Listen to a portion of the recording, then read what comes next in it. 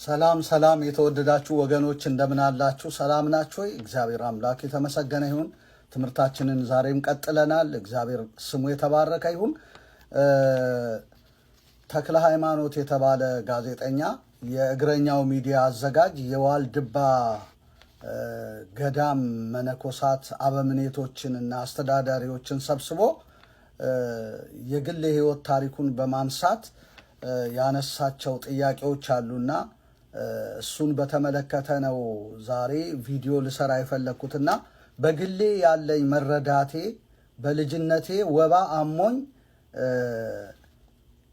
በ17 ዓመቴ ነው የታመምኩትና ወባ አሞኝ በምንም አይነት የኃጢአት ጭቃ ውስጥ የተዘፈቀ ሰው በህይወት እያለ ወደ ዋልድባ ገዳም ሄዶ ነፍሱ እዚያ ቢወጣ ወይንም ቢሞት ገዳሙ ቃል ኪዳን ስላለው እዚያ የሞተ ሰው ኃጢአቱ አይቆጠርበትም ወይም ወደ መንግስተ ሰማያት ይገባል እንጂ ወደ ሲኦል አይወርድም የሚል ቃል ኪዳን እንዳለው ስለሰማው በቃ ዋልድባ ሄጄ ልሙት የሚል ውሳኔ የወሰንኩት የልጅነት ውሳኔ ትዝ ይለኛል።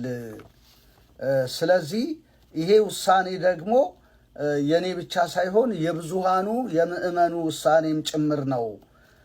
ስለዚህ እርሶ ምእመኑ እንዲህ መረዳቱን ሲያውቁ ያውቃሉና ወይም ሲያውቁ እንዴት ያዩታል? ለዚህ የሚሰጡኝ ምላሽ ምንድነው ብሎ ነው ጥያቄ ያነሳው። ከዛ በኋላ ያው ከመነኮሳቱ መካከል አንዱ ምላሽ ሰጥተውበታል። ስለዚህ እስቲ እርስ በርሳቸው ኮንቨርስ ያደረጉበትን ወይም የተነጋገሩበትን ቪዲዮ ላስደምጣችሁና ከዚያ ምላሹን እኔ አስከትዬ ይዤ እመጣለሁ። ወደ ቪዲዮ መልሳችኋለሁ። ተባረኩ፣ ተከታተሉ። ከዛ በፊት ስለ ዋልድባ የተወሰነ ጉዳይ እኔ በግሌ ያለኝን መረዳት እንደው ትንሽ የልጅ አይምሮዬ በልጅ ጊዜ ወባ አሞኝ ትዝ ይለኛል። 16 ወይ 17 ዓመቴ ነው። እንደምሞት ሳስብ በምንም አይነት የበዛ ኃጢአት ውስጥ በየትኛውም የኃጢአት ጭቃ ውስጥ የተዘፈቀ ሰው ቢኖር በህይወት እያለ ወደ ዋልድባ ገዳም ሄዶ ነብሱ እዛ ቢወጣ ወይ ቢሞት ገዳሙ ቃል ኪዳን ስላለው እዛ የሞተ ሰው ኃጢአቱ አይቆጠርበትም ወይም ወደ መንግስተ ሰማያት ይገባል እንጂ ወደ ሲኦል አይወርድም የሚል ቃል ኪዳን እንዳለው ስለሰማሁ በቃ ዋልድባ ሄጄ ልሙት ብዬ የወሰንኩት የልጅነት ውሳኔ ትዝ ይለኛል። እና ዋልድባ በዛ ሄዶ መኖር በዛ ሄዶ መሞት የመንግስተ ሰማያት በር ተደርጎ ይታሰባል በክርስቲያኑ ባማኙ። እና የኔ ልጅነት ዋልድባን ማቀው በወባ ተንቀጥቅጬ ቢጫ ወባ ይመስለኛል ያመመኝ። ያን ጊዜ ግን እየሞትኩ እንደሆነ ሳስብ ዋልድባ ሄጄ ለምን አልሞትም?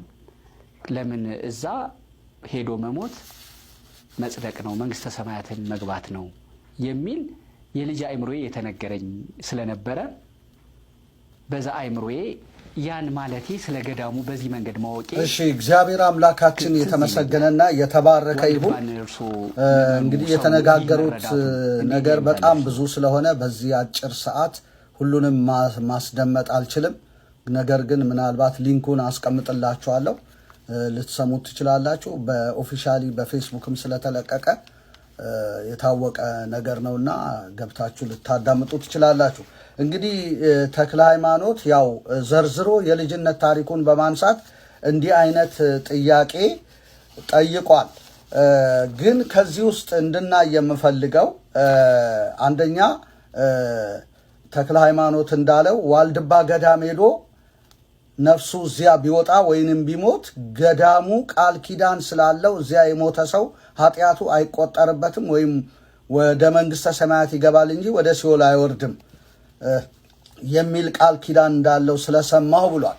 እና ሰምተናል። እኛም በልጅነታችን ተክለ ሃይማኖት በልጅነቱ እንደሰማ እኛም በልጅነታችን ወደ ጌታ ማዳን ሳንመጣ በኦርቶዶክስ ቤተክርስቲያን ውስጥ ሆነን ስለ ዋልድባ ገዳም ሰምተናል። ታላቅ ገዳም እንደሆነና ኃጢአት አይግባብሽ እህል አይብቀልብሽ የሚል ቃል ኪዳን ተሰጥቶታል። እዛ የገባ ሰው ገነት ገባ። ወባ እንኳን ቢይዘው መነኮሳቱ ለዛ ሰው አያለቅሱለትም፣ እልል ነው የሚሉት፣ ሞቱን ነው የሚጠብቁት። እንደውም እዛም የሚበላው ራሱ ቋርፍ ነው። ጥሬ ሙዝ ተልጦ ደርቆ በጎላ ተቀቅሎ ከሰሊጥ ጋራ ነው ለቁመተ ስጋ ተብሎ አንድ ጊዜ የሚሰጣው የሚል ነገር እንሰማለን። ጓደኞቻችንም እዛ ነበሩ።